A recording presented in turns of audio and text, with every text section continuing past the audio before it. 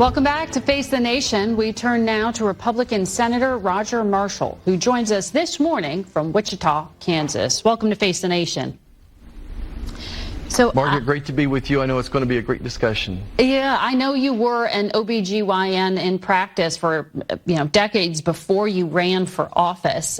This past week, the HHS secretary underwent intense questioning from both Democratic lawmakers and some of your fellow Republicans who were also doctors. Take a listen. Secretary Kennedy, in your confirmation hearings, you promised to uphold the highest standards for vaccines. Since then, I've grown deeply concerned. I would say effectively we're denying people vaccine. I mean, that's the Republican whip, and that is the chair of the committee, Bill Cassidy. Why do you think they're off base in their concern? Look, President Trump chose Robert F. Kennedy Jr. to be a disruptor to the CDC, and that's exactly what he's doing. He's focused on making the CDC more transparent, to make it more trustworthy right now. Right now, Americans don't trust the CDC, so he is literally turning that place upside down. I respect what my colleagues are saying, but I think that this whole issue today, or in that meeting, was about vaccines.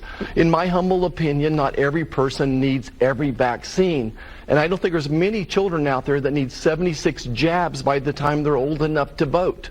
But before you label me a non-vaxxer person, look, I've raised money for polio vaccinations. The MMR is a great vaccine. It saved thousands of lives. Vaccines overall have saved hundreds of millions of lives, but not every person needs every vaccine, and we just want to empower parents and the doctors to make great decisions. Okay, I just want to unpack a few things you said there, and because we want to be very careful in this very heated environment. When you say you have a problem with trusting the CDC, it was just a few weeks ago a gunman walked onto the CDC campus in Atlanta and shot the place up.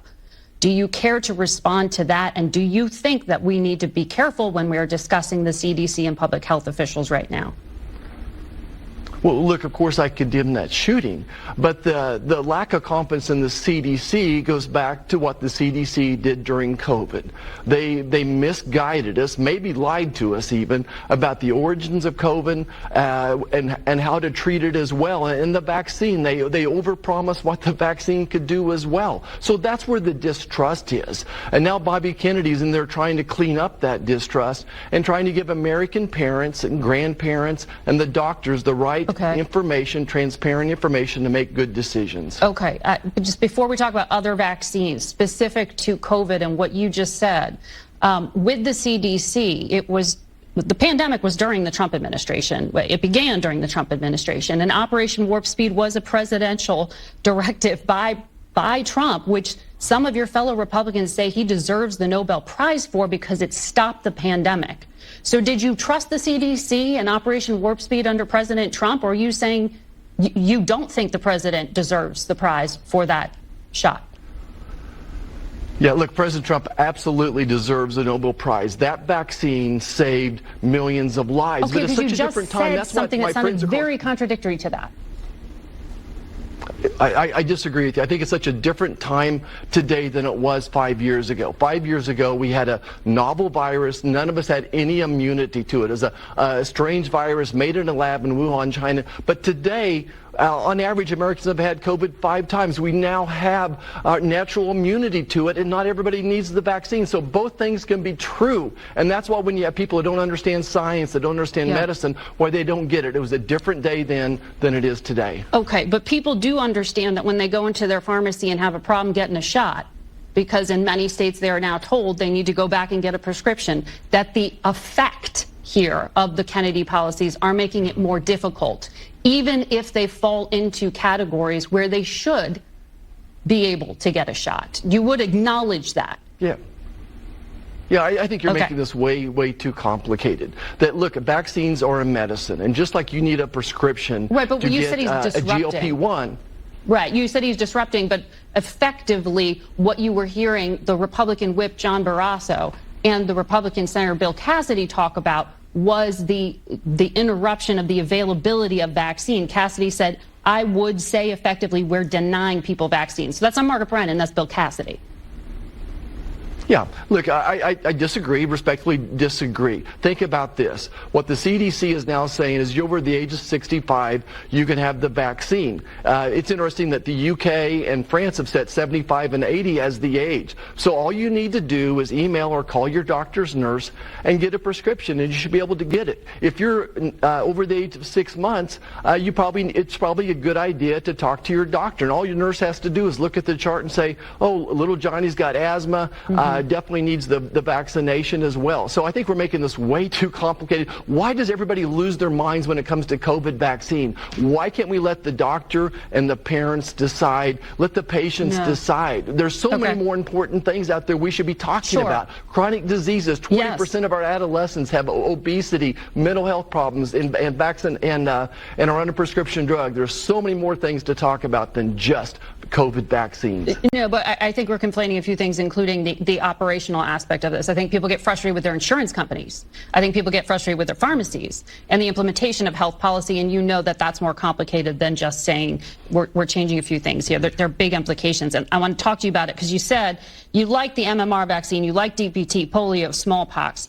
You don't like hepatitis B, which is a liver infection, and you don't think newborn kids need to be vaccinated against it. Senator Cassidy, who's a liver doctor, said he treated poor and underserved patients and that it can be a life-altering condition for the rest of your life. So why isn't it a compelling argument to you that this should be available? So I delivered a baby every day for 25 years. We did a hepatitis test on every one of my patients.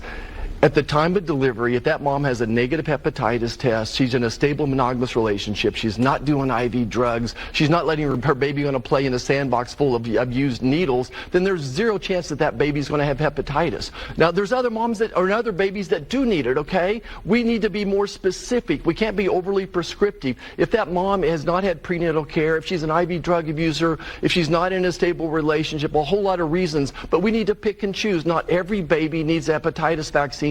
And especially on day number 1, what are these vaccines doing to mess with the immune system of that particular baby as well? So that's my concerns. Not every baby needs hepatitis B vaccine. Okay, and I understand it can also be spread from in a household sharing toothbrushes or razors, or, for example, if her partner was not monogamous, the pregnant lady, for example. But I hear your point here that you want this to be more bespoke, like more picking and choosing. But others would argue here that in doing that, you're going to drive down immunization rates overall if you create broader doubt in vaccines, and that it's a slippery slope here.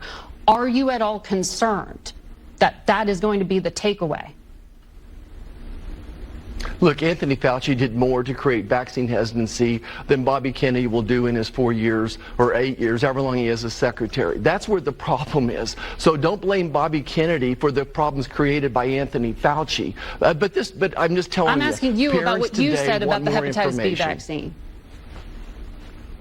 I'm sorry, go ahead. I wasn't talking about Bobby Kennedy or Secretary Kennedy. I was talking about you and what you said about the hepatitis B vaccine. And are you concerned that picking and choosing these things like this bespoke concept of giving more choice, that it also has the effect of undermining confidence in vaccines?